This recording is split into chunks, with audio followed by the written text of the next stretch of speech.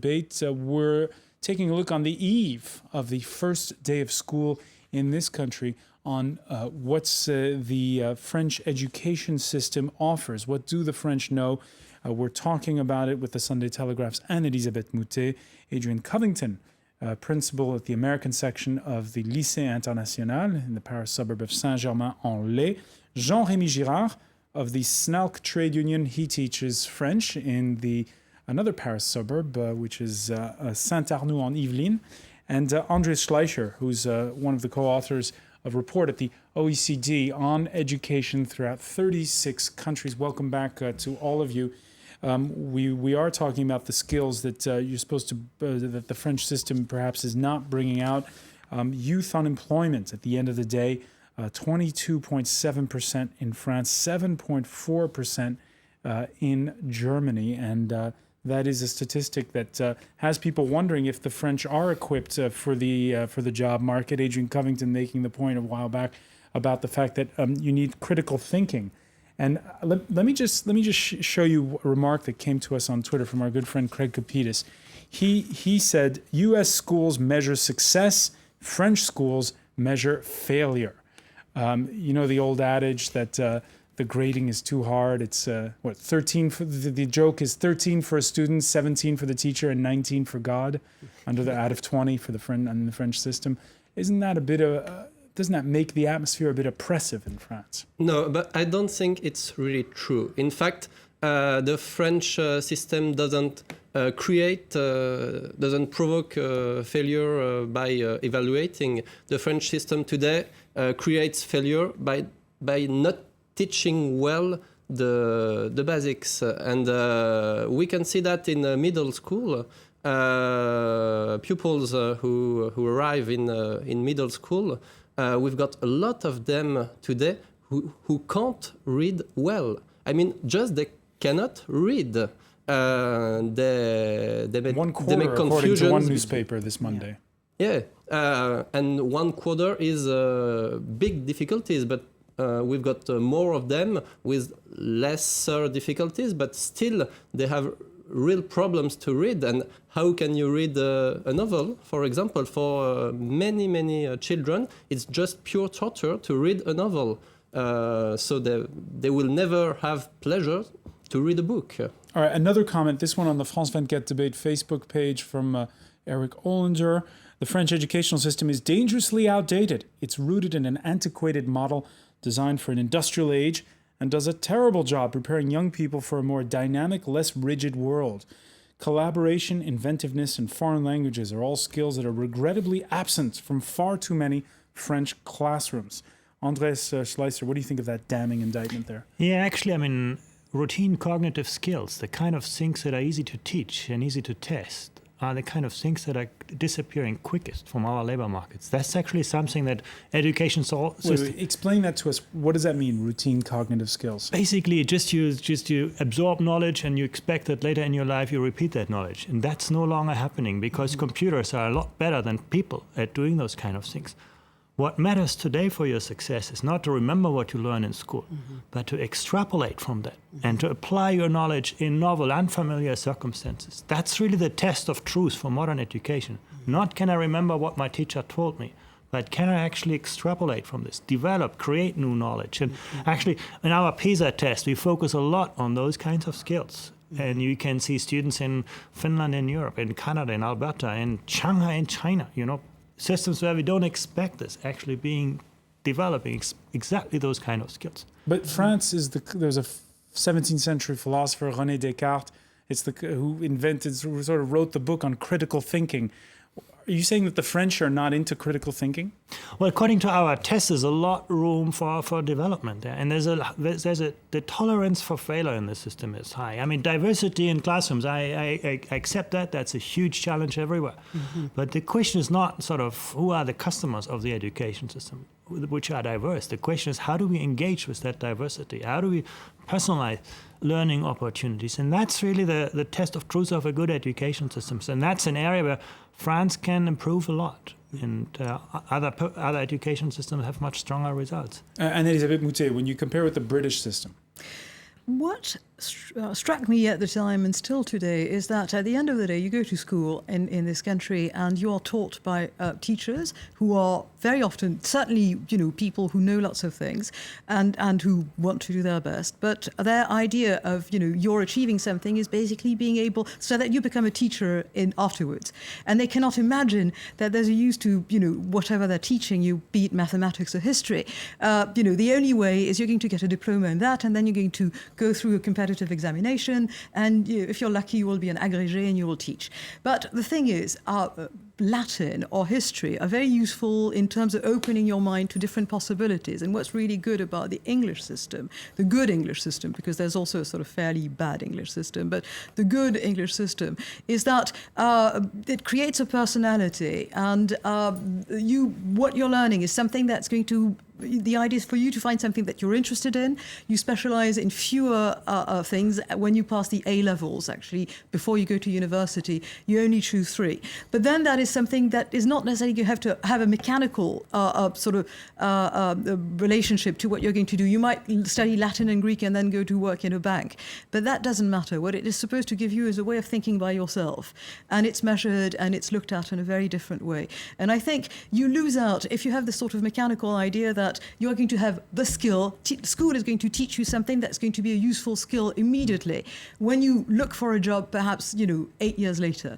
Now, I would also say that a great deal of the problem is French bosses. French bosses are not very imaginative in hiring people. They want conformists. They want people who are immediately employable. They do not realize that... But it's still the 4th or 5th world largest economy. It does fairly well. It does fairly well, but it has high structural employment because people are not willing to take different personalities. They have job fairs in the grandes écoles, in business schools like HEC, at Polytechnique. This is fine. These people get jobs, and then the rest, the jobs go to the others, and it's very top down. But they don't believe that you can hire somebody who is different and have a system within your own company, and that demands imagination from the part of the bosses, of people who trained for something entirely different, but they've got the spark, and you can make them work and bring something different. So that in France, we're very good at doing something. The result in the economy, we are a very good top-down economy. If you have to invest in infrastructure for 30 years from now, you have to do high-speed trains, you have to have nuclear power program. This is what the French do best. They do it better than any other nation. The internet, computer, consumer electronics, that is something that's invented by oddballs in places like America and tomorrow China, because the French do not make these things. When it's consumer goods, they don't know how to do it. All right, Adrian Covington, no one's listening. This is just between us. When you're at those faculty meetings, Right. do the French have trouble thinking outside the box? Well, actually, no. I have to say, first of all, in defense of my colleagues on the French side, I see a lot of really, fantastic, intelligent, creative, well-educated, courageous people. And I want to say, by the way, that the French system with the the vacations, the way they are, the vacations, those 4 2-week sessions are there for a reason, because you need the time to basically recover from the arduous teaching schedule that you've just come through the 6 weeks prior. But actually, no, what was being said here, I think is actually very interesting, because what we're talking about also, if I'm, sort of picking up in my own way, is, to what extent are we creating young thinkers, entrepreneurs for tomorrow? And we have to all recall at this point what is the founding principle of French education. It's not just a question of égalité, but we're also looking at a system where actually you are trained to be risk averse. That is to say that and this for an American, this is astounding, that if you're in the French system, that your life and your life career path is determined by the time you have finished the 10th grade. And you may want to be a brain surgeon when you grow up, but for all kinds of reasons, you've been lousy at math through collège, through middle school, and through the 10th grade. And so there you are in 3rd trimester, final conseil de classe of the year, and it is decided for you that you will not be allowed to pursue the S, or scientifique baccalaureate option. Now, on the one hand, again, in the olden days, this made perfectly good sense. But now we have to one constantly asks oneself, is this really the best way to serve the kids? And the problem is, it's why it's ultimately unsolvable. From high school to the universities, there's the so-called Shanghai rankings of universities. Now, they put mostly American institutions in their top 20. Cambridge, by the way, 5th. Oxford is 10th. The top French universities in that list, the Université de Paris Sud ranks 37th, and only 2 others make the top 100. Jean-Rémy Girard, your thoughts on that? Yeah, I think it's quite normal, in fact, because in France, what is top is not universities. What is top is business school and small structures, not big structures like in other countries. Yeah. So we've got, I think we managed to have the same degree of improvement, but we don't have the structures which fits in the Shanghai tests, in fact. So and picking up on that point, do you feel as though you're sending the students sometimes on the high road to nowhere by sending them to these universities? In fact, I think in French there's even an expression, garbage universities, les facs poubelles. Yeah, it depends on what you do in universities. I think you can succeed in a French university if you work hard, because you won't be helped much in university. You are all alone, in fact, and do it all by yourself. But for some people, it's the good way to do. Some people will succeed in those universities. For others, it's just impossible to do something in universities. And we've got the problem because some specialties in universities, we have too many students in them, and we don't have the jobs at the end in psychology, for example. And I think we have, and the government has to work on that to make the university more efficient. And more attractive. The Guardian's Europa section a few months back published a piece asking what's a university education worth, where it found in French public universities 48% of first-year entrants do not go on to second year. In France, the BA from public universities is now considered so inferior that it is almost mandatory to continue on to masters. Not surprisingly, in countries such as France and Italy, where the standard university bachelor's degree are somewhat tarnished, high numbers of students do not complete their courses.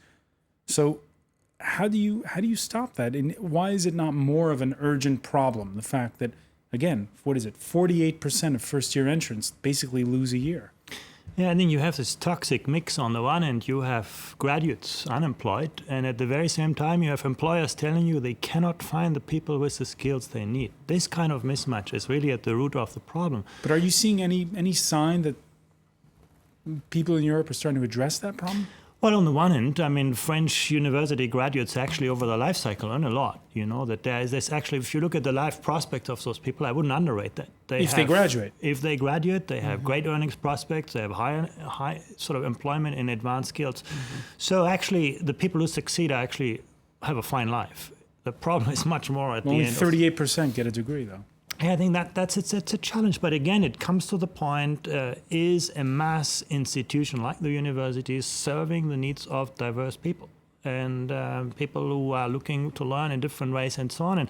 And also here you need to, I mean, in school I'm not so sympathetic with the money factor because France spends a lot on schools. But in universities, you know, the United States spends twice per student than France. That obviously makes a difference in the kind of environment you can provide. So, Adrian Covington, in France, most universities are free. In the United States, as you know, you pay a lot. I think Harvard is what, $50,000 a year? I'd say probably closer to 55 now. Yeah. So, which is better value for money, the free university or the one you pay for? Well, as a parent, I'd say the free university for sure. But I think what we're talking about here, in a certain way, is apples and oranges. Forgetting cost, if one can, just for a minute here. I think also it's the approach. And I'm not an expert here, but what I have to say is that I do know from talking with my colleagues on the French and the American side, the big difference is just the personal follow-through for the university students anyway. I know that at Nanterre you can get an absolutely fantastic education.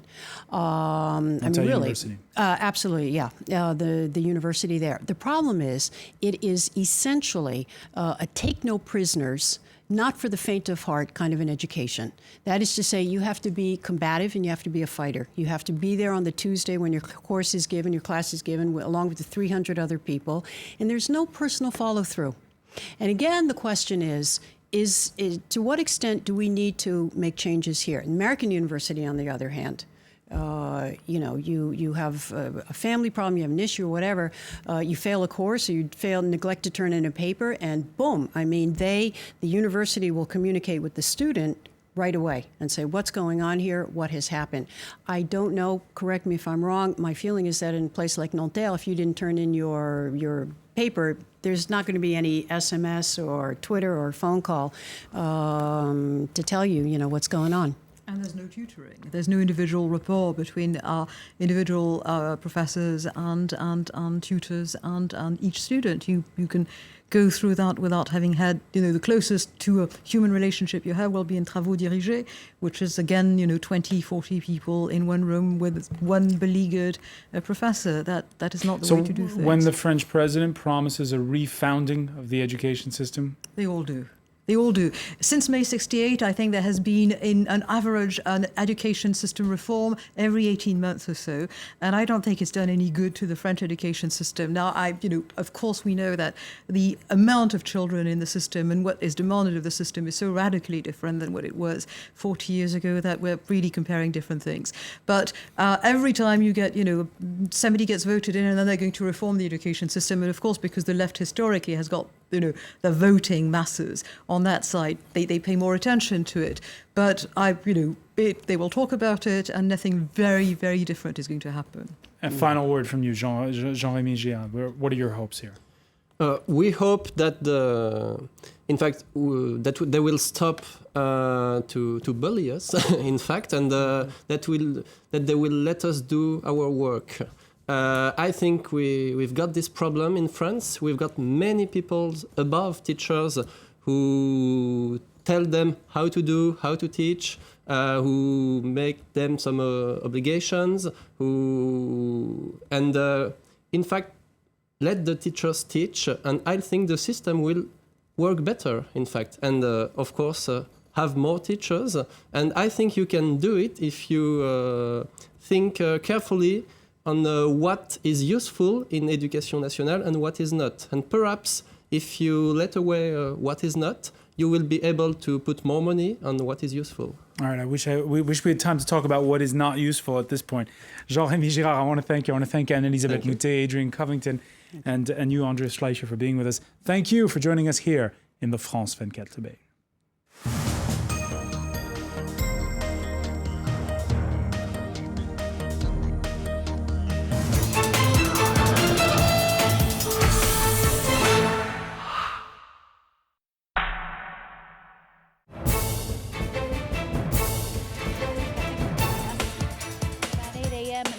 Watch France 24 live and free on your mobile phone.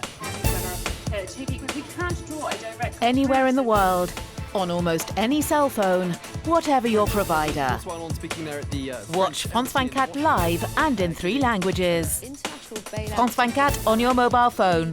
Just visit our website, france24.com, and click on mobile. Select your phone brand, enter your phone number, and you'll receive a free SMS telling you how to install our player. You can watch France 24 live and get the latest world news for free on your mobile.